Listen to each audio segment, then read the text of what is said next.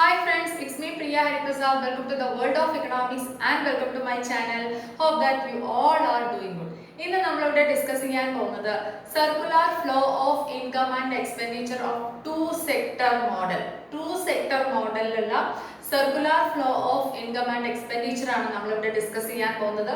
അപ്പം already 3 sector 4 sector model നമ്മുടെ ചാനലിൽ അപ്ലോഡ് ചെയ്തിട്ടുണ്ട്. അത് ഇതുവരെ കാണാത്തവരുണ്ടെങ്കിൽ ഒന്ന് കയറി കാണുക, ഫ്രണ്ട്സുമായിട്ട് ഒന്ന് ഷെയർ ചെയ്യുക. ഓക്കെ, അപ്പോൾ ബിഫോർ ദാറ്റ് ഇതുവരെയും എൻ്റെ ചാനൽ സബ്സ്ക്രൈബ് ചെയ്യാതെ ആരെങ്കിലും ക്ലാസ്സുകൾ കാണുന്നുണ്ടെങ്കിൽ സബ്സ്ക്രൈബ് ചെയ്യുക, ബെല്ലൈക്കൺ ക്ലിക്ക് ചെയ്യുക, ഓൾ എന്ന ഓപ്ഷൻസും കൂടെ പ്രസ് ചെയ്യുക. അപ്പോഴേ ഞാനിടുന്ന പുതിയ വീഡിയോസിന്റെ നോട്ടിഫിക്കേഷൻസ് നിങ്ങൾക്ക് ഉടനെ തന്നെ ലഭിക്കുകയുള്ളൂ. Okay, then come let's learn together. Let's begin the class. Circular flow of income and expenditure of two sector model. Two sector മോഡലാണ് വളരെ ബേസിക് ആയിട്ടുള്ള ഒരു circular flow of income and എക്സ്പെൻഡിച്ചറിന്റെ ഒരു മോഡൽ എന്ന് പറയുന്നത്. വളരെ അടിസ്ഥാനപരമായിട്ടുള്ള ഒരു മോഡലാണ് അല്ലെ. അപ്പം ഹിയർ നമ്മൾ അസ്യൂം ചെയ്യുന്നത് two sector in an economy. ഒരു എക്കോണമിയിൽ എത്ര സെക്ടർ ഉണ്ടെന്ന് നമ്മൾ അസ്യൂം ചെയ്യാണ് two sector. That is household sector and business sector. Household sector and business sector. Household പറഞ്ഞാൽ അറിയാം, ഗാർഹികം, നമ്മൾ സാധാരണ ഫാമിലീസ്. ബിസിനസ് സെക്ടർ പറഞ്ഞാൽ അറിയാവുന്നു, സാധനങ്ങൾ പ്രൊഡ്യൂസ് ചെയ്യും, ഇൻഡസ്ട്രീസ്, ആ സെക്ടർ ബിസിനസ് സെക്ടർ. ഓക്കെ, അപ്പം ഈ രണ്ട് സെക്ടേഴ്സ് തമ്മിലുള്ള ഇന്റർ റിലേഷൻഷിപ്സും ഇന്റർ ഡിപെൻഡൻസുമാണ് നമ്മൾ ഇവിടെ ഡിസ്കസ് ചെയ്യാൻ പോകുന്നത്. അതാണ് എന്തുകൊണ്ട് ഉദ്ദേശിക്കുന്നത് circular flow of income and expenditure ഉദ്ദേശിക്കുന്നത്. Okay, actually circular flow of income and expenditure depicts the interrelationships and interdependence between the different sectors of the economy. എക്കോണമിയിലുള്ള ഡിഫറെന്റ് സെക്ടേഴ്സ് ഉണ്ടല്ലോ, മേഖലകൾ. ആ മേഖലകൾ തമ്മിലുള്ള ഇന്റർ റിലേഷൻഷിപ്സ് അല്ലെ, പരസ്പര ബന്ധം, അതേപോലെ തന്നെ ഇന്റർ ഡിപെൻഡൻസ്, പരസ്പര ആശ്രയത്വം, ഇതിനെയാണ് നമ്മൾ circular flow of income and എക്സ്പെൻഡിച്ചറിൽ പഠിക്കുന്നത്. That means the income of one sector will be the expenditure of another and vice versa. ഒരു സെക്ടറുടെ വരുമാനം എന്ന് പറയുന്നത് മറ്റൊരു സെക്ടറുടെ എന്തായിരിക്കും, എക്സ്പെൻഡിച്ചർ ആയിരിക്കും.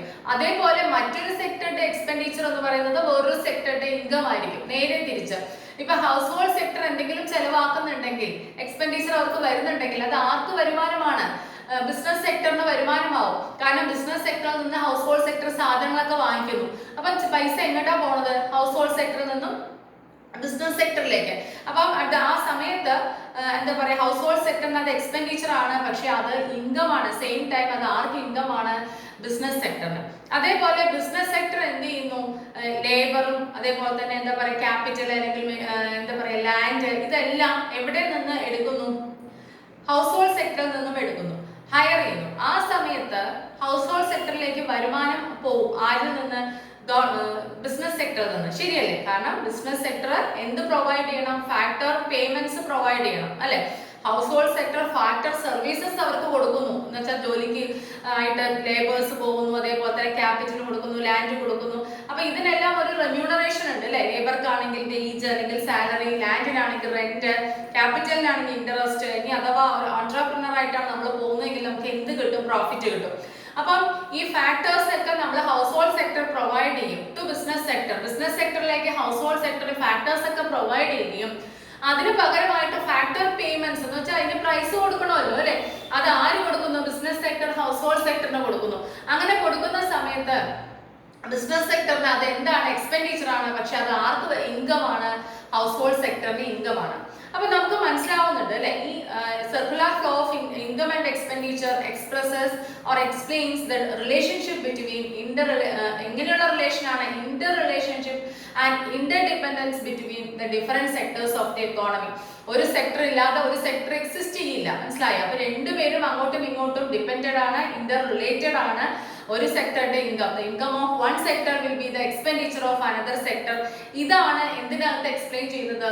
ഈ circular flow of income and എക്സ്പെൻഡിച്ചറിൽ എക്സ്പ്ലെയിൻ ചെയ്യുന്നത്. അപ്പൊ കോമൺ ആയിട്ടുള്ള കാര്യം ഞാൻ പറഞ്ഞത്.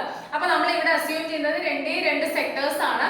ഏതൊക്കെയാണ്? ഹൗസ് ഹോൾഡും ബിസിനസ് സെക്ടർ. അപ്പം ഇത് നമ്മൾ ഇത്രയും കാര്യങ്ങൾ ഇൻട്രൊഡക്ഷനിൽ ഞാൻ പറഞ്ഞ കാര്യങ്ങൾ നമ്മൾ എഴുതി കഴിഞ്ഞാൽ ഇനി നമ്മൾ ചെയ്യേണ്ടത് ഇതുപോലെ വരയ്ക്കലാണ് അല്ലെ.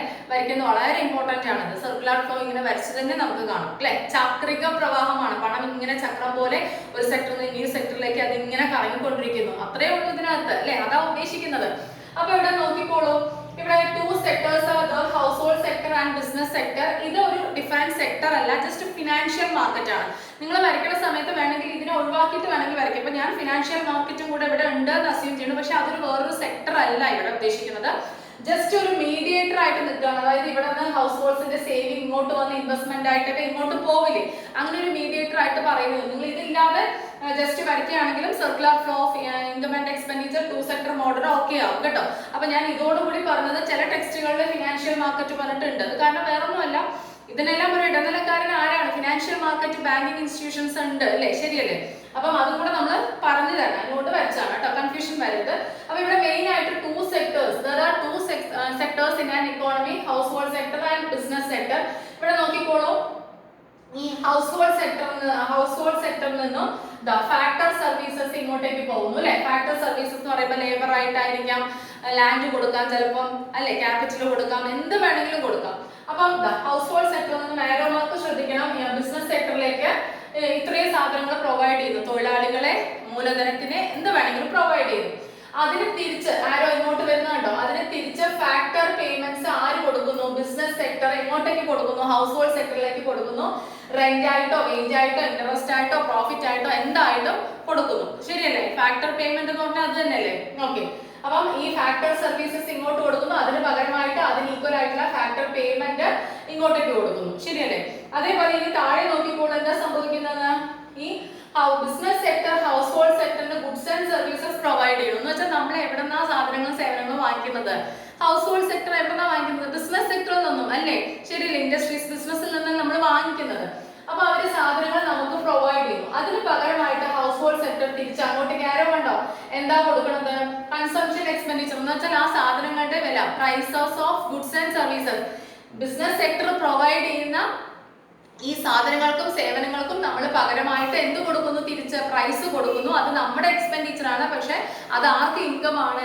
ഹൗസ് ഹോൾഡ് സെക്ടർ, ബിസിനസ് സെക്ടറിന് ഇൻകം ആണ്, ശരിയല്ലേ? നമുക്ക് സാധനങ്ങളും സേവനങ്ങളും പ്രൊവൈഡ് ചെയ്യുന്നു, അതിന് പകരമായിട്ട് നമ്മൾ എന്താണ് ചെലവ് അങ്ങോട്ട് പ്രൈസ് കൊടുക്കുന്നു. അത് നമ്മുടെ എക്സ്പെൻഡിച്ചർ അവർക്ക് ഇൻകം ആണ്, ബിസിനസ് സെക്ടറിന് ഇൻകം ആണ്, കറക്റ്റ് അല്ലേ?